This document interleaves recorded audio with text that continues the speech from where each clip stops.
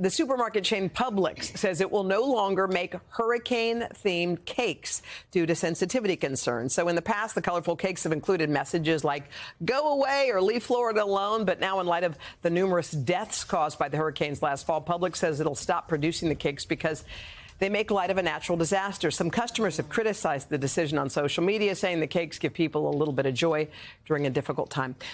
Do not tell New Orleans and the hurricanes at Pato's about that possible. By the way, those would never go anywhere. Never, ever.